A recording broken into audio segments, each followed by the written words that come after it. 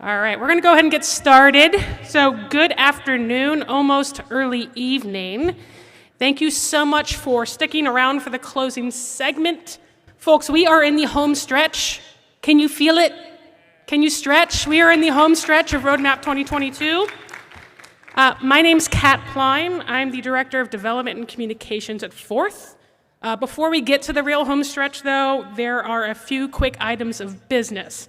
Number one, who doesn't love a survey? So we're sending out a survey to all of our attendees to solicit your feedback on how we can continue to improve this conference. So please make sure to fill that out when you see it pop into your inbox. And parties, who doesn't like a good party? The after party will be at Forth's offices starting after the closing keynote. You can head that way after we close for our programming, for food and drinks and a DJ and more networking. The after party is just over the river on the plaza outside of Forth's offices. It's a short walk, bike ride, or car share ride away. If you would like to walk there, though, the Forth staff is happy to take you on that walk.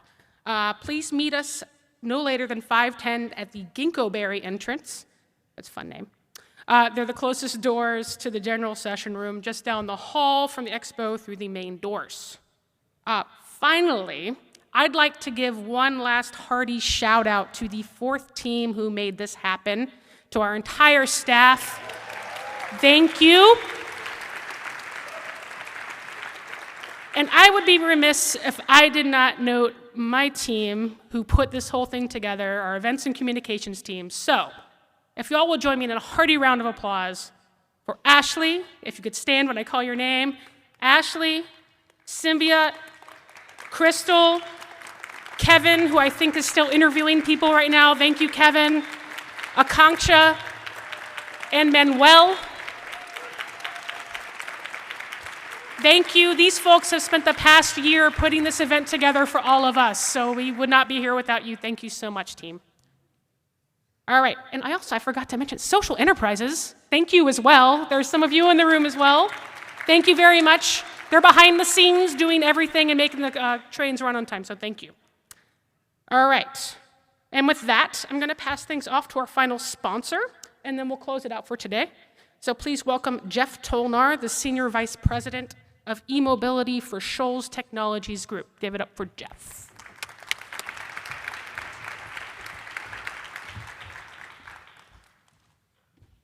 Hey, everybody. Thanks for sticking around. Great to see everyone. And I think most of all, it's fantastic to see everybody live and in person again. I think it's been a great few days. So I'm Jeff Tolnar. I've been in the industry for about 5 years. Started with Greenlining, then Shell Recharge, and now with Shoals Technologies Group. I remember back 5 years ago, and you think through, for those of you that have been in this industry even longer, how far we've come. It's really incredible. And I'm super excited to see where we're going to be 5 years from now. So really give it up to everybody in this room for helping to drive the transformation of $1 trillion global industry. That's pretty cool to be a part of that and to be a driving part of that. So thank you all for being here. So a little bit about Shoals. A lot of people may not know who Shoals is. We provide electrical balance of system solutions in solar, storage, and e-mobility. So what that is, from an e-mobility standpoint, is that we provide the things that connect the chargers to the power entry. That'd be things like cables, cable protection, those things nobody really thinks about until it's time to deploy a system. And then just like I've heard throughout the last couple of days, we don't have enough chargers. Chargers cost too much. They take too long to deploy, and it's far too disruptive on the site host. Quality is not where we need it to be. So our solutions, the electrical balance of systems, are designed to be above ground, plug and play, so that they can reduce cost, speed deployment intervals, and my challenge to the team is get on and off a site in less than 3 days, and improve quality through our highly reliable production methods. So that's what we do at Shoals. We do it in solar. We've been doing it for 20 years. And whether you know it or not, we've been deployed in over 50% of all utility-grade solar projects in the U.S. So Shoals Technologies has been around for a long time, and we're providing electrons from those solar panels to the electric grid and been doing it at a high quality, low cost, and speeded pace for a very long time. So come and check us out. We have 5 production facilities in the United States. Our headquarters are just north of Nashville, Tennessee. We'd love to host you. And that's it for me. Without further ado, I want to introduce a couple of the next speakers to wrap up the session. Jeff Allen, the Executive Director of Fourth, and Ramon Partida-Lopez, Environmental Equity Legal Counsel at the Greenlining Institute. Jeff, Ramon, thank you.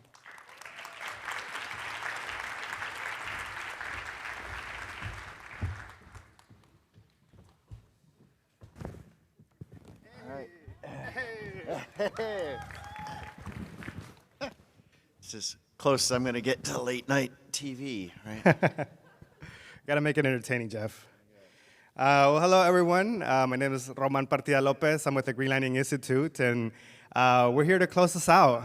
It's been an exciting last few days, a lot of energy, a lot of great discussions, and so I'm here to pepper Jeff with some hard-hitting questions to help us wrap us up. So first off, again, please join me in a round of applause for Jeff, the Fourth Team, Social Enterprises, the Convention Center staff, for putting this event together. I know it's definitely not easy. I know it took a lot of planning, but it's been amazing just being able to come together and connect again in person. It's always great to see what folks look from their chest below, because we've all been stuck in those Zoom boxes, but I must say, I'm tired of wearing pants. I'm missing my shorts. I've gotten too comfortable, so I need to change it up. But Jeff, as you reflect on these last few days, can you share with us 1 or 2 things that stood out to you? Yeah, it's hard to pick just a couple, but I think one for me came out of the conversation we had this morning up here on the plenary when I was imitating Roland, which was this notion that this is really one of those problems or opportunities we need to make bigger in order to solve it. You may have come in thinking, oh my gosh, we're going to transform the transportation sector and the energy sector and do it together to solve global climate change. Like, guess what? That's not all. We're also going to solve for affordable housing and economic opportunity and racial justice and a couple of other things. So that was exciting and daunting. And luckily, I think the flip side of that is just the scale of opportunity. Just the sense that there's first of all, as we've all been talking about, there's a lot of funding available. There's a lot of amazing ideas out there. There's a lot of amazing technology out there. Startup companies out there. That really feels like it's an order of magnitude ahead of where it was, in 2019, last time we did this. Yeah, thanks, Jeff. If I could just add one reflection, I think one of the exciting things was just to see the level of diversity on all the panels that we had today. Diversity of perspectives, diversity of people, of course, but really demonstrating the fact that we can all work together to find the solutions that we need for our community. So I think that was one of the things that really stood out to me. Today, the Supreme Court in West Virginia, EPA, struck down the Biden administration's Clean Power Plan. What might this mean for our work? I was waiting for the hissing. Thank you. It definitely is pretty disheartening. And I think very specifically it threatens the clean car standards that many of us have been involved in.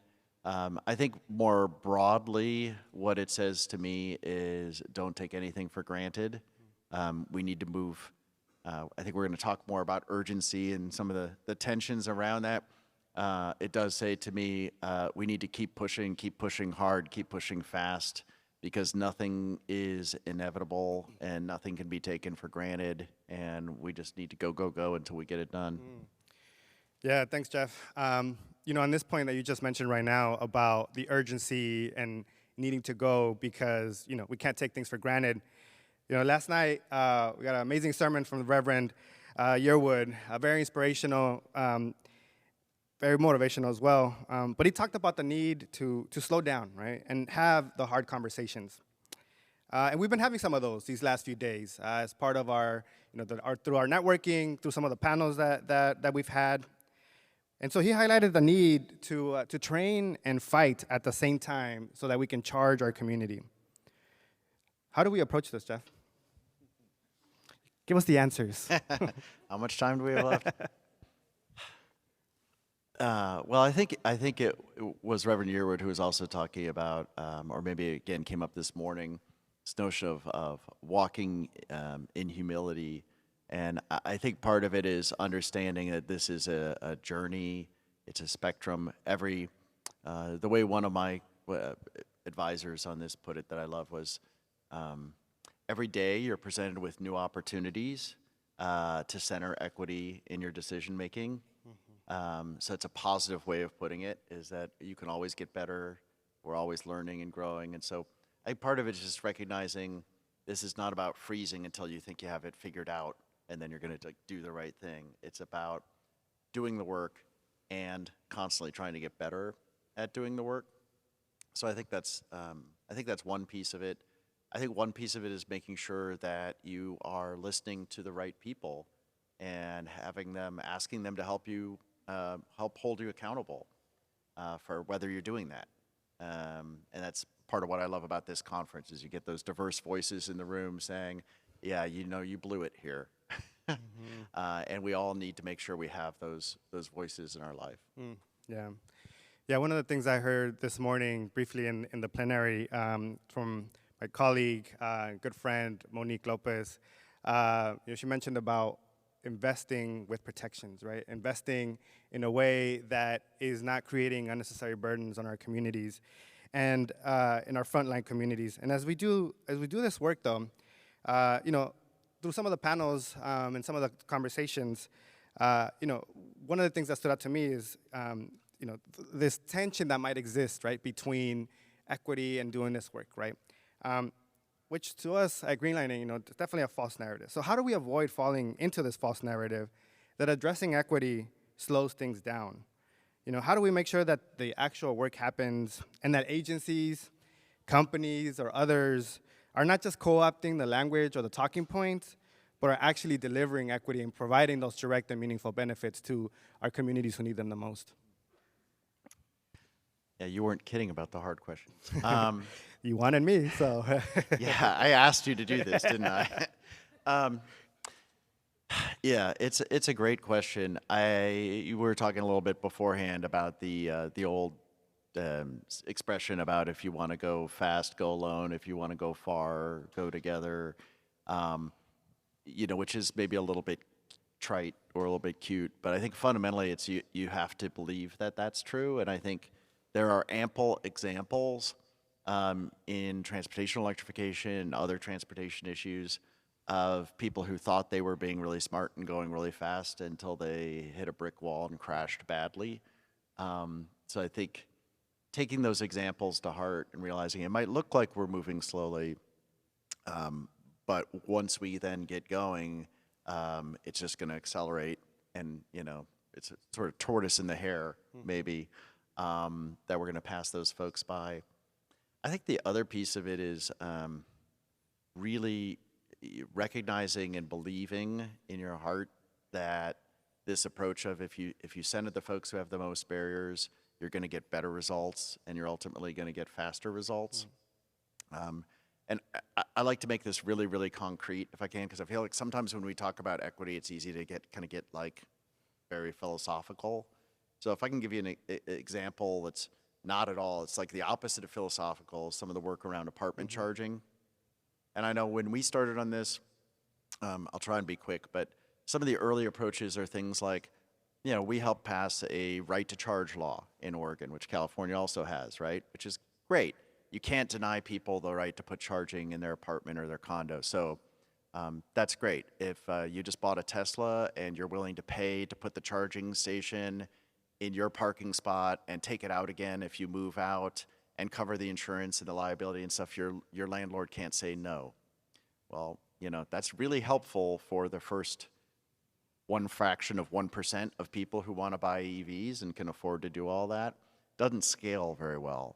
And then you move on to a lot of utility programs that say, hey, if you want to put charging in your apartment building, just come to our website, fill out this 5-page form, give us your electrical site assessment, go buy the stuff, install it, and 6 months later we'll send you a check.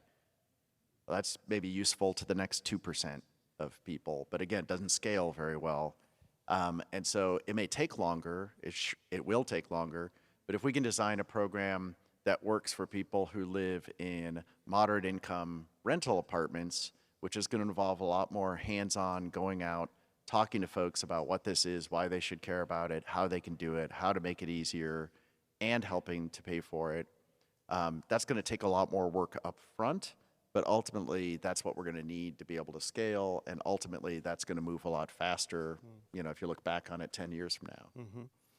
Yeah, thank you for that. And, you know, I think you mentioned, you know, accountability, right? And so how are we incorporating accountability into the processes, right, that we're developing for the funding, for proposal development, for everything? So I think, you know, one of the things that, you know, I task everyone in this room, right, as you go back to your work, is thinking about how are you incorporating accountability components into your work to ensure that, you know, what the work that you're doing is addressing the needs of all.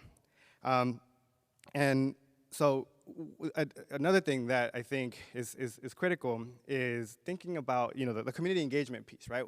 It's easy to say, yes, we're going to do community engagement, and then do it once because it's required or it's needed for a proposal that you're doing. But I also challenge everyone in this room to think about how can we set up structures that allows community partners to be engaged, not just on a one-on-one basis or as needed, but you know, on a more regular basis, right? Being able to secure funding to be able to have them build the capacity that they need to then, when there is a need to engage or when there is a need to develop a community plan or a proposal that is based on the needs that they have, they've already been training, right? They've been training, like Reverend said, the Rev said yesterday, right? And they're ready to fight because now they've had the opportunity to build that muscle and be able to fully engage. So kind of shifting a little bit, you know, I think this work is intersectional. You know, we don't work in silos. You know, the conversations we've had today try to address that and have multiple diverse opinions on the panels. But Jeff, I mean, for you, what's not getting, you know, who's missing? Who wasn't at the table today that needs to be as well? Yeah, that's a great question. Well, I think for one thing, it was really interesting when Erica did the little acronym check that we don't have a lot of the traditional transportation planning folks in the room here. And we were talking a little bit after that session that I want to go now to their conference and do this with EV jargon and see how that goes over. So I think that's a world that we need to have here much more. I think another one I've been thinking about a lot are the world of housing providers, folks who build housing, folks who operate affordable housing, because again, we know that it's not really about affordable housing, it's about affordable living. If you have affordable housing, but there's no way to get there except a really expensive gas-guzzling car, that's not such a great solution. I think there's also more we need to do to bring in community-based organizations, and advocates, but also the, you know, there's amazing diversity we're finding of community-based organizations that provide some kind of transportation service as part of their mission. They're taking people to non-emergency medical appointments. They're delivering meals. They're social service caseworkers who are having to drive around to appointments. They're home health care workers. I'd love to see more of those folks in the room and in the conversation. That's a good start, and then we can work on the next list. You're gonna need a much bigger space if we're gonna get all those folks into this room. But that's always a good thing. You know, I mean, we're talking about who's missing at the table, but I'm also curious, what are some issues that are not getting enough attention right now, or that, you know, are keeping you awake? I have a long list here. This is not scripted, by the way, but I do have some notes here. I don't know if it's not getting enough attention, but we need to keep working on it. I mean, one is, what we've been talking about a lot through this whole conference is equity. I think it's getting a lot of attention. I think the trick is getting it the right kind of attention. It's moving it from, oh yes, we definitely need to talk about that. Yes, we definitely care about that, to what exactly am I going to do differently tomorrow as a result of now caring about that. So I'm looking forward to more really granular conversations about that. I think another one, I was very excited to help host the DOE listening session on vehicle grid integration this morning. And as I told them, we've had a conversation about that at every roadmap for the last 12 years. So we know it works. What we're looking for is, again, the really practical, how are we going to scale this up in a serious way that really makes a difference for deployment. And I think the third one I'll just flag is, again, the one we started this morning, which is, how do we get the folks who have been working so hard for so long to make us less dependent on cars aligned with the folks who've been working so hard for so long to make the cars less destructive and cleaner, and make sure that we're all pointed in the right direction and pointed in opposition to the most powerful lobby, which is inertia and the folks who don't want anything to change. Because if we start fighting each other, we don't have the energy, or as much money and as much energy and as much innovation as we have. We don't have enough to fight each other and that. Yeah, thanks, Jeff. I mean, I think there's a lot to unpack there, and it definitely could build out whole conferences just on those issues alone. And so thinking about, what's missing, let's also talk about what gets you excited, right? What is exciting that's happening in this movement? I think for me, one of the things that stood out to me the most was looking at the various e-mobility projects that were happening right around car share, providing that alternative mobility option for rural communities and low-income communities. And so seeing the fact that we had multiple panels on that, I think was definitely something exciting. And so for you, Jeff, what's exciting, and what are some of the important things that are happening in this movement right now? Yeah, there's so many. Just think about a couple that we haven't really touched on as much yet, that I think we'll be talking about next year and probably for the next several years. One that has kind of come up obliquely a couple of times, which is, okay, let's just say for a minute that we've got this whole phase out of gas cars thing under control. They're all going to go away. We're only going to sell electric cars. What are we doing with all those old gas cars? Because they're going to be around for a couple more decades, and historically what we've done is dump them on Central and South America or on Africa or other parts of the world, and that doesn't seem like a very good solution. So I'm excited to hear folks starting to think about that. One that we're starting to poke out a little bit, that we would love to have more partners and more engagement around, is electric vehicles are getting close to cost parity. That's great. We still have a deeply flawed and racially biased financing system and banking system, meaning that low-income communities of color can't access affordable car loans to get into those vehicles. How do we tackle that? So we're going to need some bankers here to add that to the list. Yes, all right. Of folks we need. Noted. And, a personal passion of mine too, as we get serious about scale and about long-term, is how are we going to pay for transportation when nobody's buying gas or diesel anymore, which is hopefully going to be really soon? And what opportunities does that create for us to really reimagine and reinvent the whole transportation funding and finance system in ways that are cleaner and more equitable? Oh, Jeff, we have so much work to do. Let's go. So given that there is so much work to do, to be done, how do we capitalize on the energy and momentum from these last few days, right? I feel energized. I feel ready to go. So what do we do to make sure that we're advancing our shared goals? That wasn't on the list. That was not on the list. I grew up playing baseball, and I like throwing curveballs, so here you go. We'll talk about this later. Yeah, that's a great question. You know, what I always like to do after something like this is, again, go back to just think about what's one or two or at most three things that I want to do next week when I'm back at whatever passes for an office right now, based on what I just heard. So it might be I'm going to reach out to a stakeholder that I've never talked to before. It might be I'm going to go read a book or read up on something that I need to learn more about.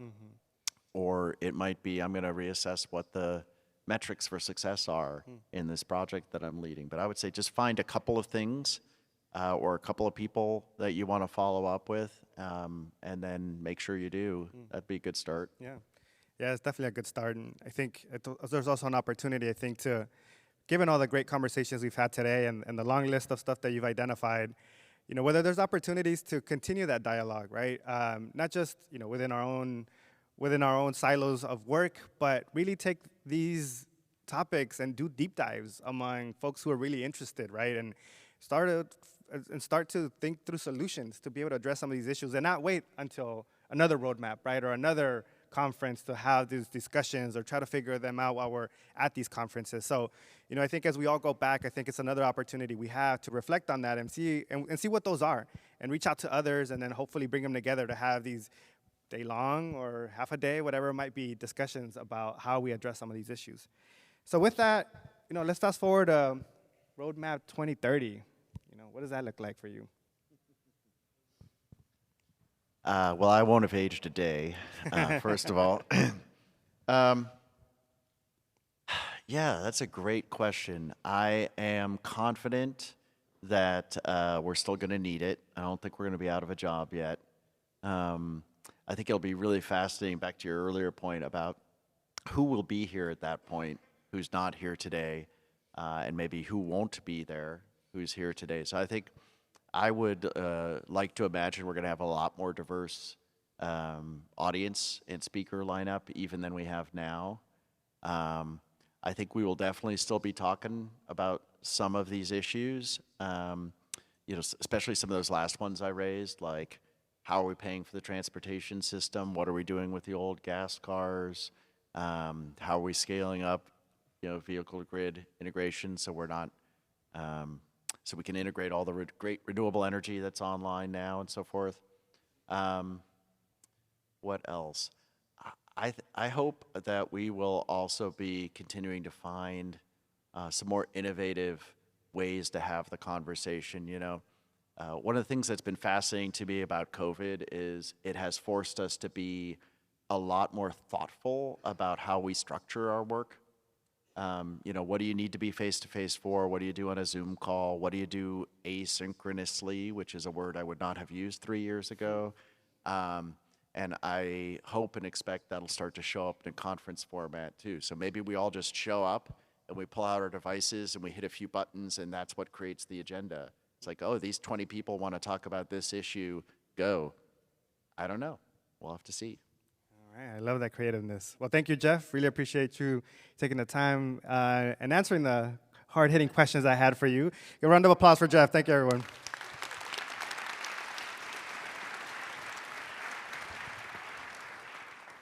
All right, and I have one last announcement, which is while you've got your device out and you're checking your email secretly, put in a calendar hold. Next year's roadmap is going to be May 16th and 17th, 2023, right here, Oregon Convention Center.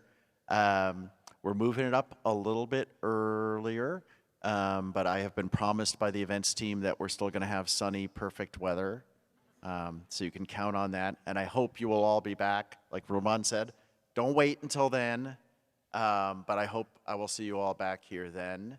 And with that, we are dismissed to go to the after party. And remember, just remember, we're going to be walking from the entrance out here. So if anybody wants to walk over with the fourth staff, it's maybe a half-hour walk, but we've all been sitting for 2 days.